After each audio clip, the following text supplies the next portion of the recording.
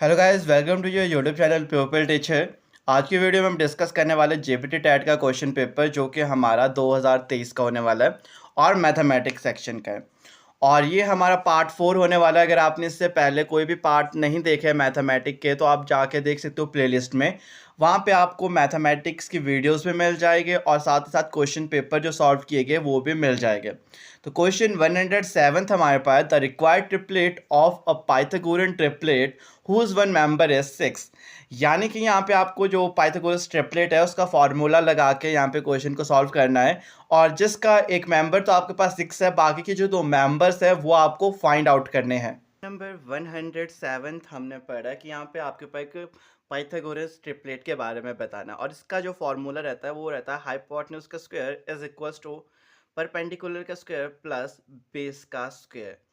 अब आपने देखा होगा तो आपके पास जो क्वेश्चन था उसमें ऑप्शंस ए था आपके पास दे रखा है यहाँ पे 6, 12 और 18। ऑप्शन बी आपके पास दे रखा था यहाँ पे 6, 9 और 12। ऑप्शन सी दे रखा था यहाँ पे 6, 12 और 24। और ऑप्शन डी दे रखा था 6, 8 और 10। इसमें बता रखा था फर्स्ट नंबर आपके पास 6 है जो कि सब में दे रखा है। तो वैसे इसको करने की एक ट्रिक होती है, उसके थ्रू बताऊंगा, पूरा नहीं समझाऊंगा कि इसमें कौन कौन से कैसे सॉल्व करना। देखो, hypotenuse square is equals to perpendicular square plus base का स्क्वायर। इस तरीके से आपसे हमेशा पाइथागोरस के क्वेश्चन सॉल्व होते हैं। बट यहाँ पे हमें एग्जैक्ट नहीं पता होता है कि हाइपोटेन्यूज क्या है, परपेंडिकुलर क्या है, बेस क्या है। तो सिंपली याद रखना है जो भी आपका बड़े नंबर्स होते हैं, सबसे बड़े नंबर्स वो हमेशा हाइपोटेन्यूज होते हैं। अगर आप यहाँ पे हाइपोटेन्यूज की जगह, वैसे तो इसका आंसर डी है, मैं डी को ही सॉल्व करके बताऊंगा। देखो 10 का स्क्वायर करोगे इक्वल्स टू परपेंडिकुलर और बेस, आप इन दोनों को आप कुछ भी लिख लो, कोई फर्क नहीं पड़ेगा। 8 का स्क्वायर करो प्लस 6 का स्क्वायर करो। 10 का स्क्वायर जब आप करोगे 10 10 आपके पास 100 इक्वल्स टू 8 8 64 और 6 6 36। 100 इक्वल्स टू 100। यानी कि आपका जो क्वेश्चन है वो सॉल्व करके इक्वल्स जो है वो बराबर आने चाहिए। 100 इक्वल्स टू 100 आ गया, इसका मतलब ये हमारे पास पाइथागोरस ट्रिपलेट का जो यहाँ पे फॉर्मेट है वो बिल्कुल सही है। अगर आप इनको कभी भी सॉल्व करोगे तो आपने इसी तरह से करना। सबसे पहले जैसे अभी तो सही बताया मैंने, डी है यहाँ पे, तो मुझे पता है कि यहाँ पे डी से हमने सॉल्व किया था। बट अगर आप कभी भी क्वेश्चन में सॉल्व करते तो पहले जैसे कि 18 को पुट करोगे आप हमेशा यहाँ पर, हाइपोटेन्यूज हमेशा आपका ग्रेटर होता है। या फिर आप फिर ऑप्शन 12 का, या फिर यहाँ पे 24 और यहाँ पे आपका 10 था, तब आप इन दोनों वैल्यूज को इस साइड पुट करते रहेंगे हमेशा। 12 का स्क्वायर प्लस 6 का स्क्वायर इक्वल्स टू 9 का स्क्वायर प्लस 6 का स्क्वायर इक्वल्स टू 12 का स्क्वायर प्लस 6 का स्क्वायर इक्वल्स टू 8 का स्क्वायर प्लस 6 का स्क्वायर। उसके बाद पता है आपने यहाँ पे भी स्क्वायर्स खोलने हैं, यहाँ पे भी स्क्वायर ओपन करने हैं, यहाँ भी स्क्वायर ओपन होंगे, यहाँ पे भी स्क्वायर ओपन होंगे।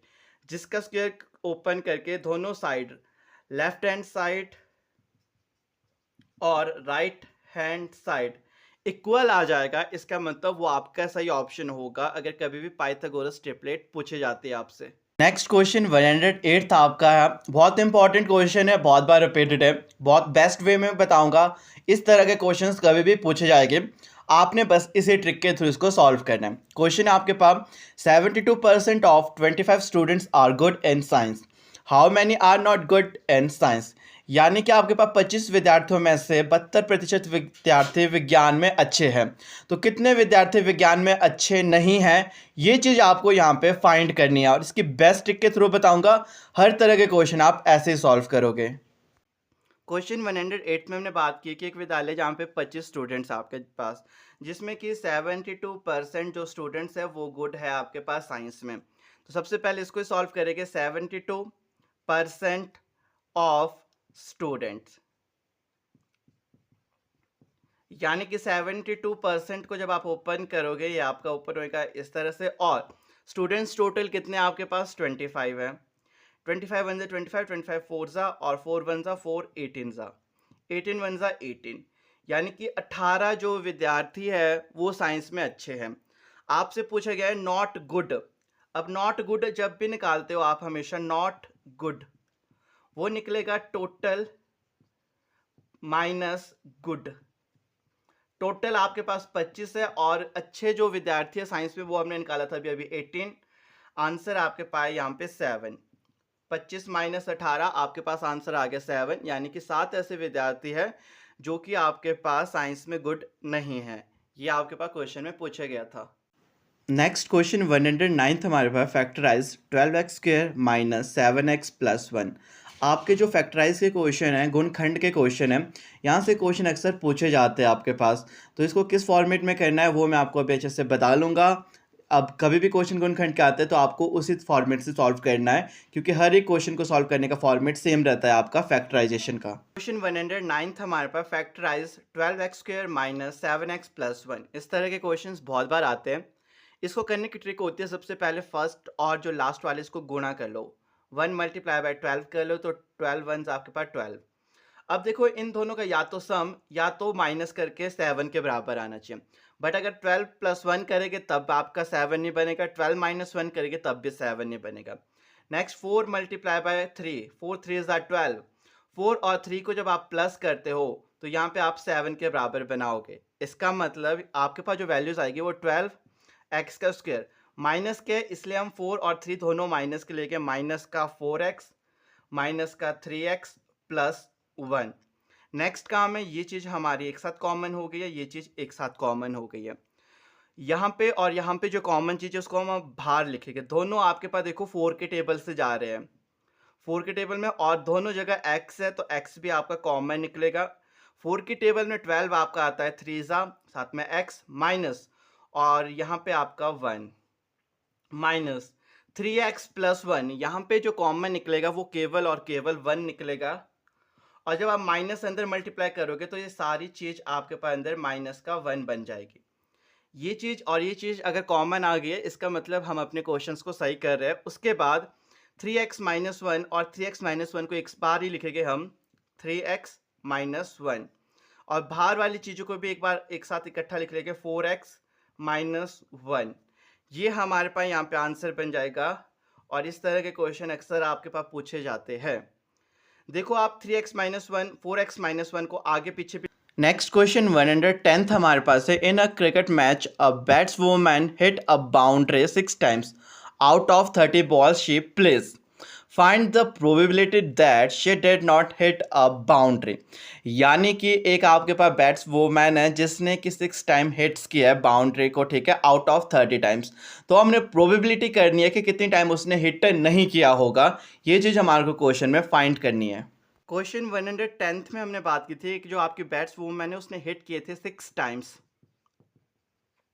आउट ऑफ 30 बॉल्स, यानी कि टोटल बॉल्स 30 थी आपके पास। Find the probability that she did not hit the boundary. Not वाला कभी भी नॉट में पूछा जाता है तो वो निकलता है आपके पास हमेशा अपॉन में टोटल, और ऊपर टोटल माइनस हिट, जितनी उसने हिट की हुई है यहाँ पे बॉल्स को। अब देखो टोटल आपके पास 30 है और हिट उसने 6 को किया है, अपॉन में टोटल 30 है, इक्वल्स टू 24/23। ये हमारा यहाँ पर फाइनल आंसर है।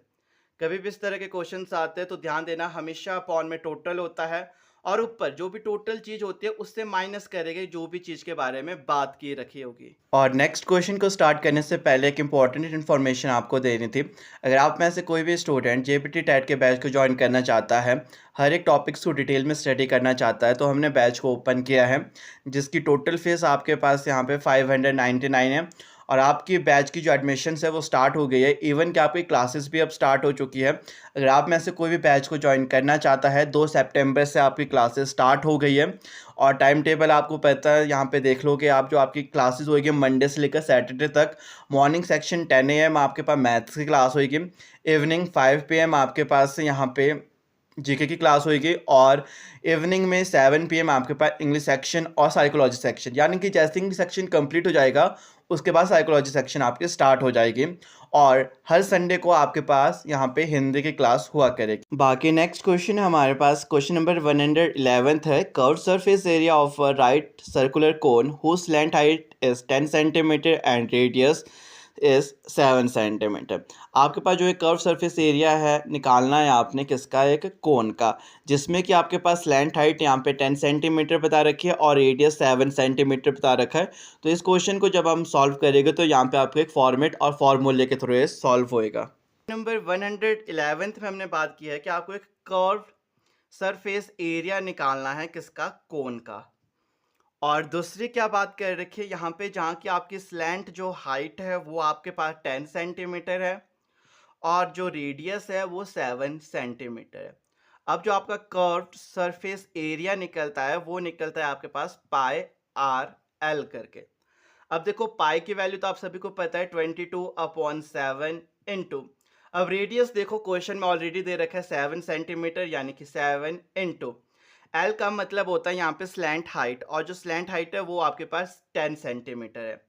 7 1 जा 7, 7 1 जा 7 equals to 22 multiply by 10 equals to 220 centimetre square. ये हमारे पास यहाँ पे फाइनल आंसर आ गया। तो देखो जो भी हमारे कर्व सरफेस एरिया होते हैं, वॉल्यूम होता है, स्फीयर होता है, स्फेरिकल के जिसके भी क्वेश्चंस आते हैं, वहाँ पे अगर फॉर्मूलाज आपको याद है तो आप उन क्वेश्चंस को इजीली फिर सॉल्व कर सकते हो।